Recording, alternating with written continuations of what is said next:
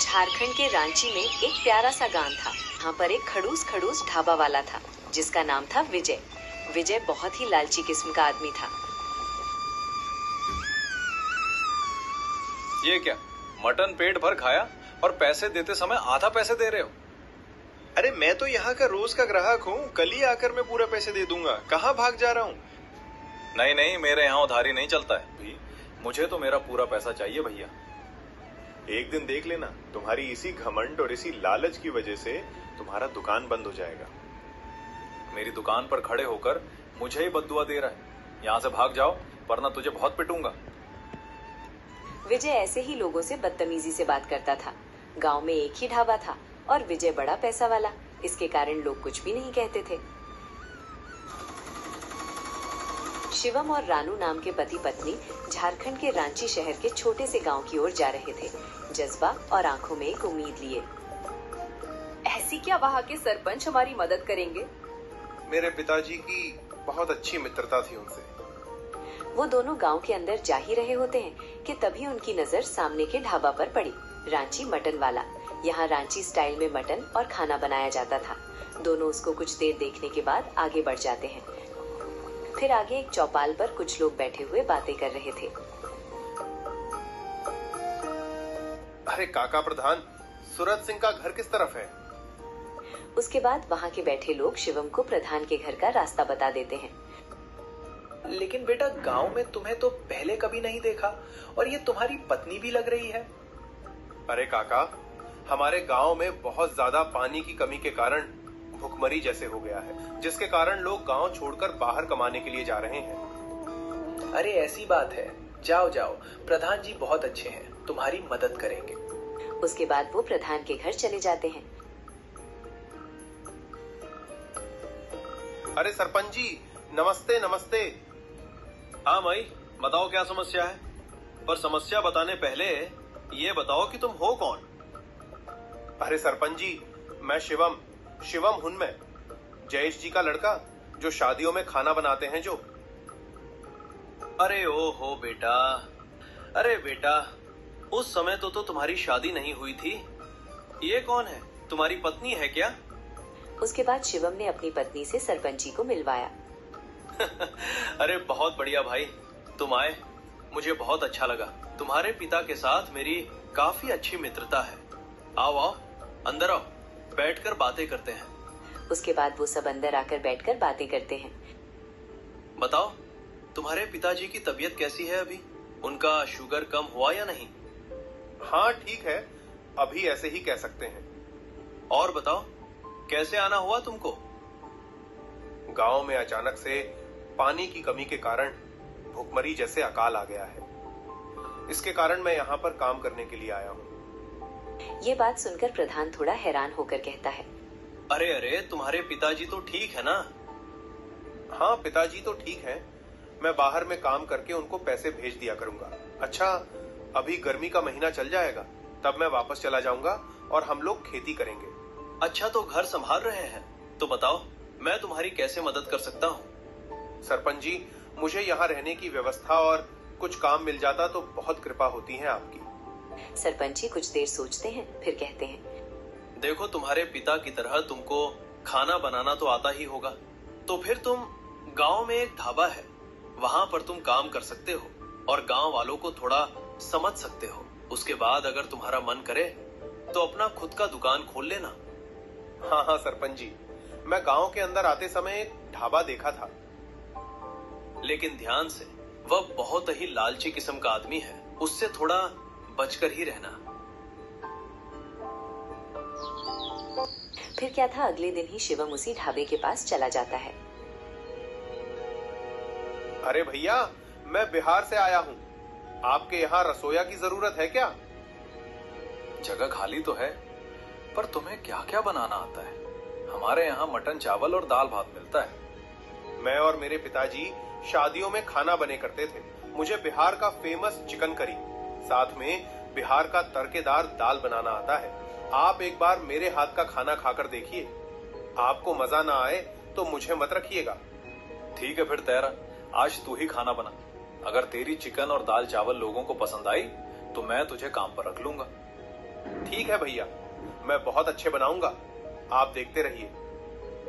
फिर क्या था, आज शिवम ने ही खाना बनाना शुरू किया। सरसों का तेल, कटे हुए चिकन, खड़े मसाले और इधर दाल और दाल के मसाले, सबको मिलाकर उसने एक पतीले में चिकन बनाया और एक में बिहार का स्पेशल तड़केदार दाल। कुछ ही देर में उसका खाना बन चुका था, जिसकी खुशबू काफी अच्छी आ रही थी। अरे वाह वाह, खुशबू तो अभी अच्छी आ रही है। बस लोगों को पसंद आए, तेरी नौकरी पक्की। कुछ ही देर में उसके पास ग्राहक आने लगे। अरे आज तो अलग ही खुशबू आ रही है भैया, क्या बनाई हो अपनी दावे पर? अरे वो नया लड़का आया है ना अपने गांव में, उसी ने आज चिकन करी और दाल फ्राई बनाया है। आप लोग बैठो, खाकर देखो। फिर शिवम ने उन लोगों को चिकन की प्लेट पारस देता है। वो लोग चिकन करी और दाल भात के मजे ले रहे थे। अरे क्या बात है, आज कमाल हो गया, अलग ही स्वाद है इस चिकन के में, कभी भी ऐसा चिकन नहीं खाया है। बिहार का स्पेशल चिकन करी है काका। अरे ये दाल फ्राई भी हमारे घर में बनता है, उससे काफी अच्छा है। इसको फ्राई करते समय क्या क्या डालते हो भैया? आपको किसी और दिन बैठकर आराम से बताऊंगा, बस आप लोगों को पसंद आई, मुझे बहुत अच्छा लगा। उसके बाद वो लोग उसके चिकन करी और दाल फ्राई खाकर तारीफों के पुल बांधकर वहाँ से चले जाते हैं। ठीक है भाई, फिर तेरा कल से तुम मेरे यहाँ चिकन करी और दाल फ्राई बनाना, पर तुम्हें महीने की मैं 6,000 रुपए दूंगा। फिर धीरे धीरे तुम्हारे तनख्वाह बढ़ा दूंगा। शिवम ये सुनकर खुश हो जाता है। ऐसा भाग्यवान सुनती हो, मुझे काम मिल गया। रानू ये सुनकर कहने लगती है, क्या सच में जी? तो अब हम माँ पिताजी को महीना में पैसे भेज दिया करेंगे, अब उनको भी कोई परेशानी नहीं होगी। हाँ, पूरे 6,000 रुपए महीने का दे रहे हैं। 2,000 रुपए हम अपना खर्चा काट भी लेंगे, तो बाकी के पैसे हम गांव भेज सकेंगे। गांव के बाहर जो ढाबा, वहीं मेरे को खाना बनाना है बस। अजी जरा बच के रहिएगा, प्रधान जी कह रहे थे कि जो उस दावे का मालिक है वो बड़ा ही लालची और क्रूर किस्म का आदमी है, आपको कभी भी फंसा सकता है। जिसके पास इतने होशियार पत्नी हो, उसे डरने की क्या बात। अगले दिन ही शिवम सुबह जाके चिकन और दाल फ्राई बनना शुरू कर दिया। जैसे ही शिवम ढाबे पर पहुंचते, लोगों की भीड़ लग जाती। अरे शिवम, अब देर ना करो, भैया पेट में चूहे कूद रहे हैं, बस हमें वो महक चाहिए जो आपके चिकन करी में से आती है। क्या खुशबू है कसम से। कल तो खा के उसके दीवाने होंगे भैया। अरे भैया, बन ही गया, थोड़ा देर बस। अरे भैया जल्दी दो, वो विजय आएगा तो फालतू खिलाएगा। बैठो बैठो, अभी परोस देता हूँ तुम लोगों के लिए खाने के लिए। फिर काका ने उन सबको चिकन करी और दाल फ्राई परोस दिया।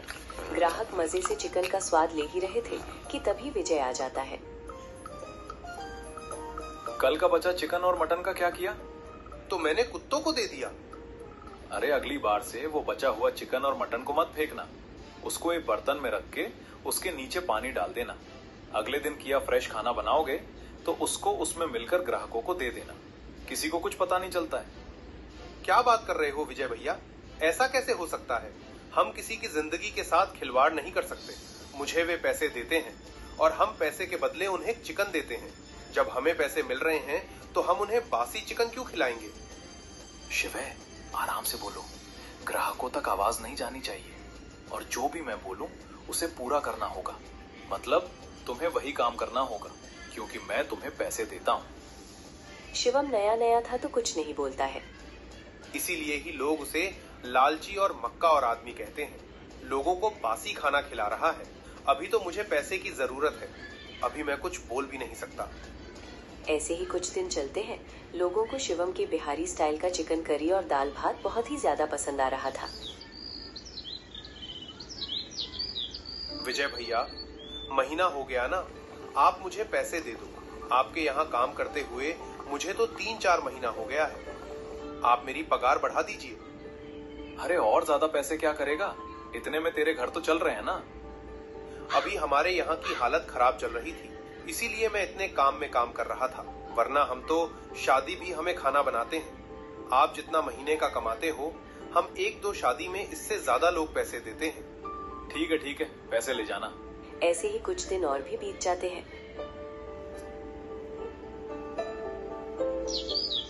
सेठ जी, आपने 2 महीने का मुझे पगार नहीं दिया है। ऐसा ही चला रहा तो मैं आपके यहाँ काम नहीं कर सकता। मैं अपना खुद का ठेला या एक ढाबा खोल लूंगा। अगर ये अपना दुकान लगा लेगा तो लोग मेरे पास खाने आएंगे ही नहीं। सारे लोग तो इसके बिहारी चिकन और दाल के दीवाने हो गए हैं। कुछ ना कुछ करके इसे तो अपने दुकान में रखना ही पड़ेगा। ठीक है, आज शाम को तो पैसे ले जाना। ऐसे ही ग्राहक आते हैं, उनके चिकन करी और दाल चावल खाते हैं के बाद शाम के समय। अरे शिवम, तेरे 2 महीने के पैसे, इतने सारे पैसे एक साथ लेकर जा रहे हैं, थोड़ा ध्यान से जाना। ठीक है विजय भैया, आपका धन्यवाद। शिवम इतना कहकर पैसे लेकर अपने घर की तरफ चला जाता है। जा बेटा, रास्ते में ही मेरे लोग तेरे पैसे चुरा कर ले जाएंगे, फिर तो तुझे मेरे यहाँ ही काम करना पड़ेगा। तभी शिवम पैसे लेकर अपने घर की ओर जा रहा था। उसे रास्ते में ही कुछ लोग घेर लेते हैं। अरे कहाँ जा रहा है इतनी जल्दी में? खजाना तो नहीं मिल गया? ये जो देख रहे हैं ना, हम दोनों चोर हैं और जल्दी से जल्दी तेरे पास जितने पैसे हैं हमें दे दे, वरना हम दोनों तुझे इतना पीटेंगे कि तू चलने लायक नहीं रहेगा।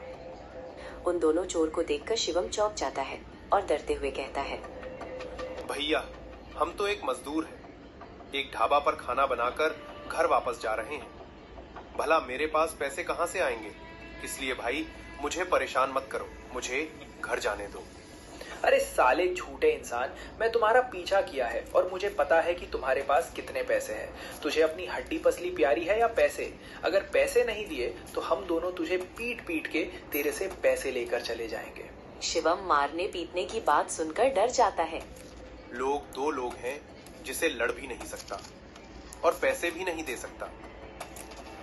शिवम इतना सोच रहा था कि दोनों आदमी उसे पीटने लगते हैं। अर्पित कर उसके पैसे लेकर वहां से चले जाते हैं। शिवम बेचारा क्या करता, वो भी चुपचाप अपने घर चलता है और घर आकर सारी बातें अपनी पत्नी को बता देता है। अब क्या करेंगे हम लोग? पैसे कैसे भेजेंगे घर? महीना हो गई, अगर पैसे नहीं भेजी तो लोग क्या खाएंगे? चिंता मत करो, मैं कल ही प्रधान के पास जाता हूँ और कुछ न कुछ पैसे दे ही देंगे। अगले दिन है, शिवम उदास होकर प्रधान के पास चला जाता है। फिर शिवम प्रधान को अपने साथ घटी सारी घटना प्रधान को बता देता है। प्रधान जी मेरी मदद कर दो। तो क्या उन लोगों का चेहरा दिखा? नहीं सरपंच जी, मेरे पास जितने भी खाने आते हैं उनमें से कोई नहीं था। मुझे लगता है वो गांव के बाहर के लोग थे। ठीक है, तुम चिंता मत करो, इस महीने में तुम्हें कुछ पैसे दे देता हूँ। तुम अपना घर की ओर भेज देना और थोड़ा उस विजय से बचकर रहना, वो बड़ा चालाक है। चालाक नहीं, लालची कहो।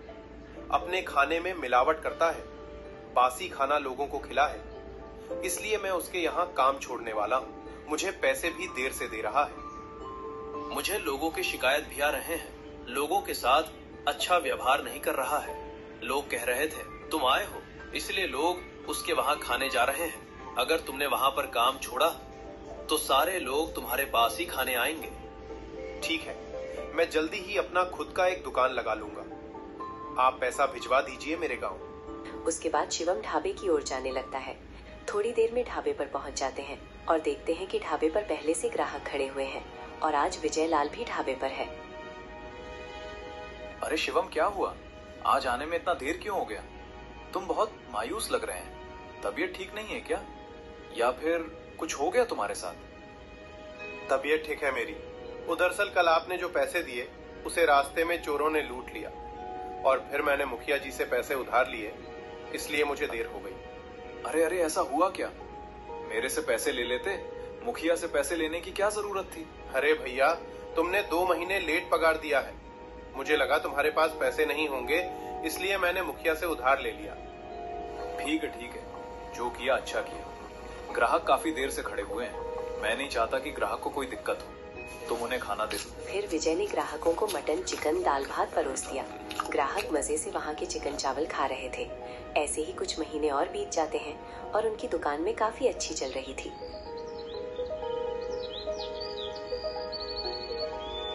सुनो, मैं घर जा रहा हूँ और तुम अपना काम करके घर आ जाना। उसके बाद विजय इतना कहकर अपने घर चला जाता है। आज शिवम दुकान पर सारा चिकन जल्दी बिक जाता है, क्योंकि जब भी ढाबे पर शिवम रहता है तो गांव के सारे लोग खाने के लिए आ जाते हैं। विजय लालची और घमंडी था, इस कारण से लोग बहुत कम ही आया करते थे। आज तो जल्दी ही सारा खाना भी खत्म हो गया।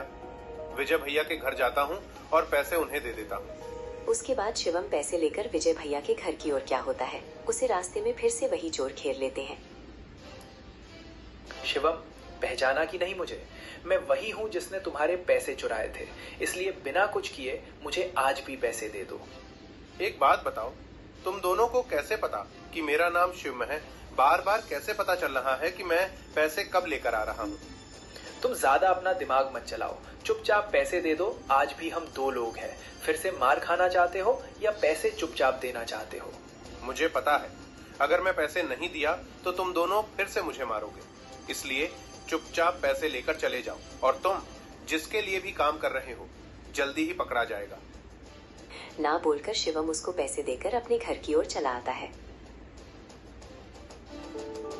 आज फिर से चोरी हो गया। मैं क्या करूं समझ ही नहीं आ रहा। पहली बात ये कि चोरों को मेरा नाम भी पता है और मैं किस समय पैसे लेकर आ रहा हूं। ये तो कोई अपना ही है, वरना आपका नाम चोरों को कैसे पता चल सकता है? क्या हुआ जी, आपको किसी पर शक है क्या? मुझे शक तो है, पर अभी तक मैं पक्का नहीं हूं। अगली सुबह शिवम फिर अपने ढाबे की ओर निकल जाता है। आज सुबह सुबह ही विजय अपने ढाबे पर बिहारी स्टाइल में चिकन और दाल फ्राई बनाया हुआ था।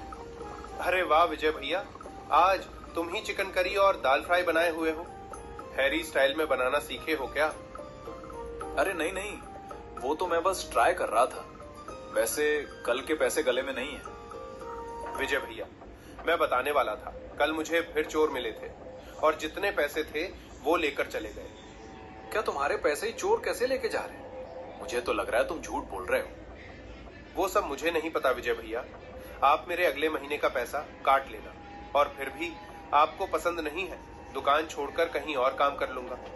विजय ये सब सुनकर मन ही मन सोचता है, तो मेरा हुक्म का इक्का है, मैं तुझे कैसे जाने दे सकता हूँ? इसीलिए तो हमेशा पैसे में ही चोरी करवाता हूँ। बस आज ही रुक जा, मेरा बिहारी स्टाइल का चिकन दाल फ्राई बिक जाए, फिर तुझे मैं खुद ही निकाल दूंगा। उसके इतनी देर में ग्राहक आने लगते हैं और शिवम ने आज अपना बनाया हुआ बिहारी स्टाइल चिकन और दाल भात